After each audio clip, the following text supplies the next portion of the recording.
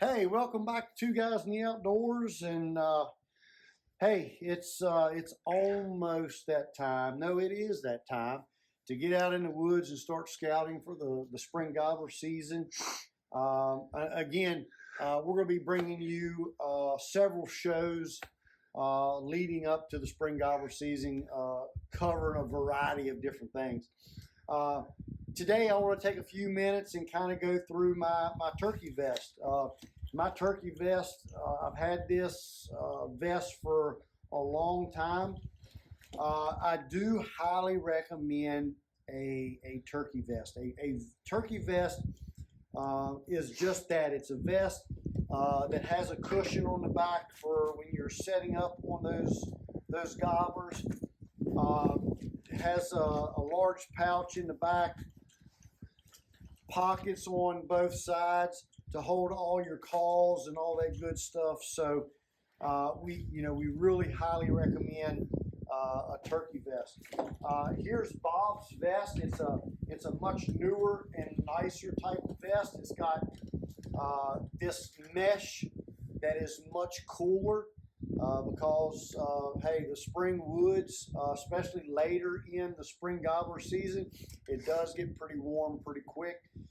His vest is a much, I don't want to say durable, but it's a very durable, lightweight type material. I really like the mesh for keeping you cool. And the best thing about Bob's is this cushion. Mine's just got this old thin piece of foam in there.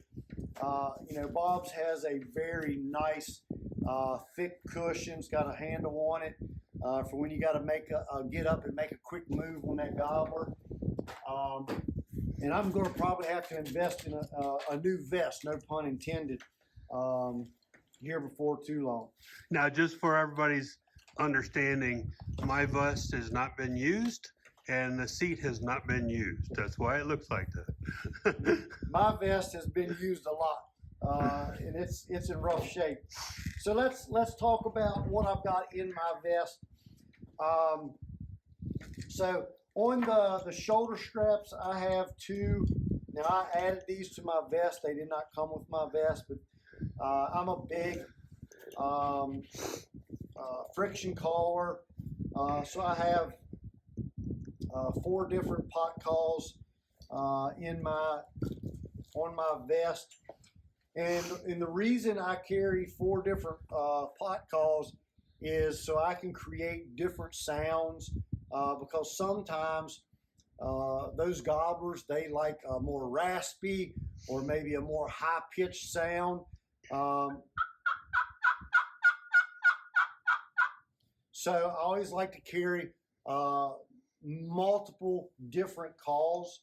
It's not necessary, but I like to have the versatility to sound differently when I'm trying to call in one of those gobblers in the springtime. So I've got each one of these hold 2 calls. So I've got 4 calls, pot calls in there. We'll go in my zipper pocket here. I've got a couple different box calls. Again, this is so I can create different sounds.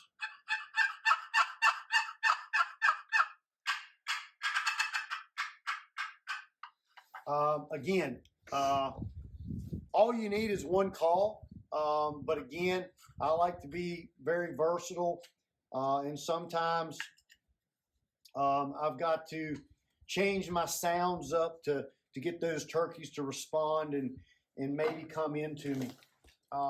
What else do I got in this pocket? I've got extra strikers. These are called strikers for friction calls, just like you saw. I always like to have extra ones. I keep them in a plastic bag because they need to stay dry because friction calls don't work very well when they're wet. So that's what I have in that pocket. In this front pocket here, I've got a face mask to keep myself concealed because like all birds have excellent eyesight. So camouflage is very, very important for the spring woods. Although I do recommend to wear blaze orange while you're moving from location to location. That way, if you do happen to run into another hunter, they can identify you. Once I get set up on a turkey, then I can remove my orange, put my camo on, and continue hunting. Always have a pair of gloves. Obviously, they're camo as well. So that's what I have in that pocket. This zip pocket over here is where I keep all of my mouth calls, and I carry a variety of different mouth calls. Again, the reason I like mouth calls is because I can make turkey sounds hands-free. So if I'm in a open field area or a big hardwood ridge where that turkey can see for 100 yards or so, I may have to make a couple calls, and I want to do that without any movement. So I like to use my mouth calls. And I can use a mouth call and a box call and sound like two different turkeys at once. So I can make those yelps and purrs with my mouth and run a box call at the same time, so I can sound like there's two hens there instead of one. So I have probably a half a dozen different calls, mouth calls in here, again, so I can sound differently and hopefully get one of those gobblers to respond. I have a camouflage handkerchief in here. A safety tip for you: a lot of handkerchiefs for wiping your nose or blowing your nose or whatever the case may be, they come in reds, blues, whites, and those are three colors that you don't want to have out moving around in the spring woods. So a camouflage handkerchief. I've got an extra. Why don't you want red, white, and blue? That's a good question. Red, white, and blue. That's the color of a wild turkey's head when he's excited and he's out strutting around. So I don't want to be moving that handkerchief around, wiping my nose, and some hunter not identify that correctly and accidentally shoot at me. So that's the reason we don't want to have those colors. Keep an extra head net face mask. This is my hot weather one. You can see that it's a screen, helps keep me cooler. Also, I have some locator calls in here. I've got a crow call, and I've also got an owl hoot. So a locator call, I don't use these very often, but sometimes I do. A crow call, you blow on it, you sound like a crow flying over, and sometimes that can get that turkey to gobble. Owl hoot, same thing.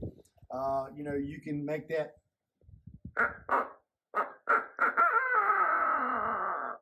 sound like an old screech owl.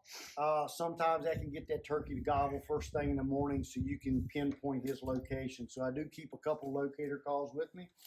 Also, my turkey vest has shotgun holders, so I can hold my extra ammo for my shotgun. And then in the back of my pack, the back of my pack is where I keep some additional calls and some necessities that go along with it. And speaking of, the almighty toilet paper. You got to have toilet paper. All right. I keep a blaze orange vest. If I'm hunting in a highly populated area that has a lot of hunters, you know, I can wrap this around the tree that I'm setting on at the ground. I can wrap this around the tree as high as I can get it. That will allow other hunters to know I'm there, and a lot of turkeys won't pay attention to that. But the main reason I carry this is because if I'm lucky and I harvest a turkey, I can wrap this vest. I'll stick that turkey's wings through that vest, and I will Velcro this. The wind's blowing on me here. I can Velcro this around that turkey, and then I can very safely carry that turkey out of the woods and have some blaze orange on that turkey. Also, I carry drinks. I have one of my favorite calls in here. This is a fight and purr. And we'll talk about the different turkey sounds later on. But this is a call that sounds like two turkeys fighting. And hey, not many people can resist a good fight. So a lot of times them old gobblers will come running in and you can get an opportunity. So also I keep snacks, granola bars and stuff, so I can keep myself hydrated and keep some energy with those snacks. And that is basically what I carry in my turkey vest. The main thing is I carry my calls, and as you can see, I carry a lot of calls. And the other thing is my drinks, my snacks, and I keep my safety stuff in there. So you don't have to carry all of that stuff. I've been turkey hunting for a very, very long time, and this is my every year equipment that I carry with me. Now, you do see all of those calls that I carry. There are days that I will use several of those calls, but most of the time I'm using either a mouth call or one of my pot calls, and that's pretty much all I need. So for a beginner, what call, and I know we're going to talk about this more later, but what call would you suggest that they start with? I would, that's a very good question. For a beginner, I would recommend some type of friction call, whether it is a pot call, like one of these.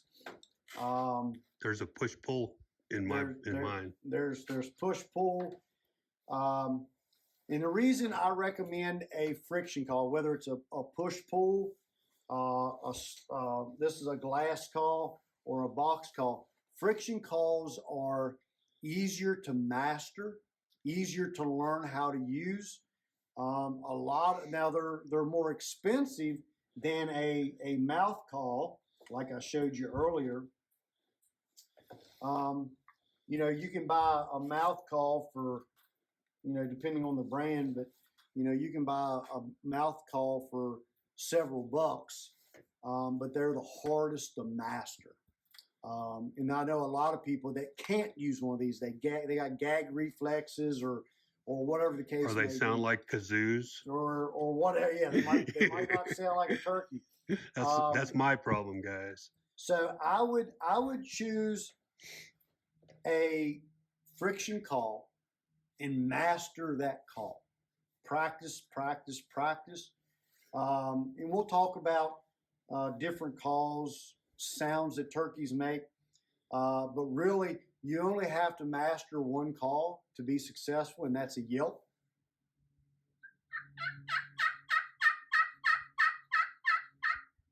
That's a simple yelp. That's the only call that you really need. Now, obviously, if you learn other calls, you're going to be probably more successful. But you got to start somewhere. That's right. You got to start somewhere. I recommend a friction call, master the yelp,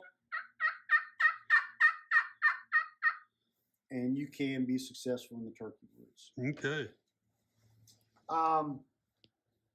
Anyway, I carry a lot of stuff. You don't have to carry a lot of stuff. But like always, keep it simple and go hunting. Get out in the outdoors and have some fun.